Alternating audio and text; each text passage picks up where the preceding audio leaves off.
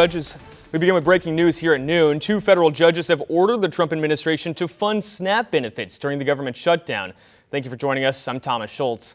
Both ordered the Trump administration to use $6 billion in contingency funds to supplement the program. The administration was also ordered to review what other funds are available to keep the program up and running during the shutdown. Attorneys for the federal government argued they couldn't pay for SNAP because of the shutdown. That funding freeze would have gone into effect tomorrow. More than 40 million Americans rely on SNAP, including 750,000 Oregonians. Meantime, it's still unclear when SNAP cards will be reloaded after that ruling. Locally, several organizations are asking for donations to help support those on SNAP benefits. That includes Blanchet House in Old Town. They say they're preparing for a surge in demand. We're bracing for lines that are really going to strain our ability to make sure everybody gets a plate. People are having trouble. People are in need, and I've got free time, so why not be here, you know? Blanchet House says they're on track to serve 36,000 meals this month. That's about 6,000 more than last October. And we have a growing list of local businesses that have stepped up to donate as well, fundraise and give out free meals for those who are struggling. To see the full list, just text the word SNAP to that number on your screen, 503-226-5088. You can also text us the names of businesses that we should add today. Well, Rod, look, it's a big day out here. You're Halloween. I know there's a lot of weather going on today as well. Yes, we think, unfortunately, a lot of weather part of our day is later today into this evening, which is when, of course, the trick-or-treaters will be out collecting the goodies. So far today's playing out as we thought it would. There's actually some brightness mixed with the cloudiness over Portland right now. The main rain band is into western Washington, but for our local area, it's still sitting out to sea. Astoria picked up a trace of rain this morning, and that has been it. Here's the latest timeline. This shows that rain band moving into Astoria around 3 p.m. and then dropping into Longview. And then at 6 p.m., this model is still showing what it showed earlier today, and as the main leading rain band starting to move into Portland. And yes, I still believe there will be some light showers out ahead of what this indicates. So it all means that forecast seems to be high, that confidence that we will have a wet evening. Very cloudy here on the west side, all areas, but it is dry. That's Lincoln County, the inn at Otter Crest. You can see there are dark clouds, but no rain being reported. Here's Salem and the Capitol Mall, all cloudy, all dry, and Portland's lunchtime temperature is sitting at 55 degrees. We'll get up into the upper 50s for a high today, I think. The first raindrop could fall as early as 4 o'clock. It definitely will be raining in the 6 o'clock hour, 7 o'clock hour, and 8 o'clock hour, with temperatures in the 50s and winds like 5 to 15 miles per hour. So prepare to be covered up. Back to you, Thomas. All right. Thank you, Rod. Well, new video recorded in Woodburn yesterday appears to show several people, witnesses say, being taken into custody by federal agents. As we understand, more than 24 people in total were detained over the course of the day. Catherine Cook brings us more from Woodburn. Piccoon, Oregon's farm worker union, tells us federal agents detained at least 30 people here in Woodburn and more in Washington County. Right now, community members are working to support families whose loved ones are in custody. Cell phone video shows federal agents detaining people in Woodburn early Thursday morning. Multiple sources tell KGW agents detained at least 30 people and possibly more. We are a broken community tonight. Woodburn High School teacher Max Sanchez says educators district-wide tried their best to support students Thursday. Fifth grade teacher Tony Salm learned the father of one of his students was detained.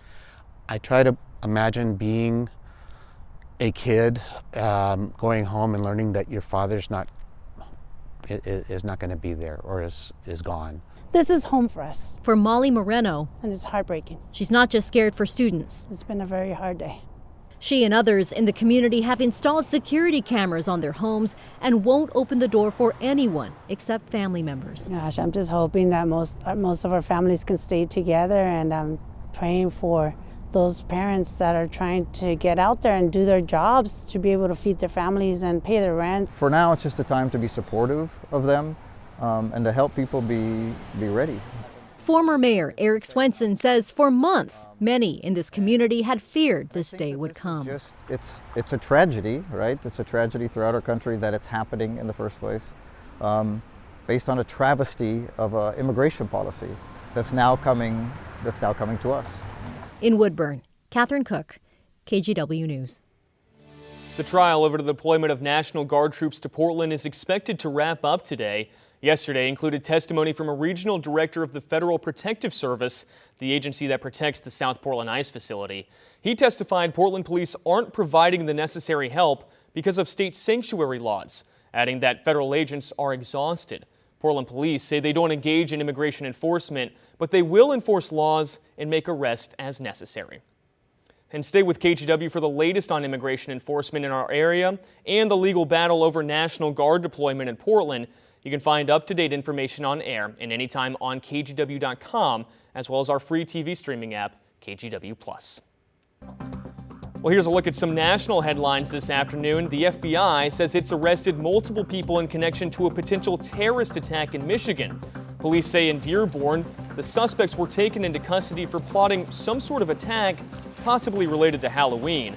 Officials say there's no active threat to the public. The suspects face federal charges, but we don't know what charges specifically. The court documents are still sealed. The Trump administration has cut the number of refugees the U.S. will admit to a record low. It set a cap of 7,500 new refugees this fiscal year. Most of those slots are reserved for white South Africans. For context, last year under the Biden administration, 125,000 refugees were admitted. The Trump administration cited humanitarian concerns and national interest for the dramatic cut. The FAA is investigating what it's calling a flight control issue after a JetBlue flight had to make an emergency landing in Tampa yesterday. According to data from Flight Radar 24, the flight from New Jersey to Cancun dropped roughly 100 feet in 7 seconds.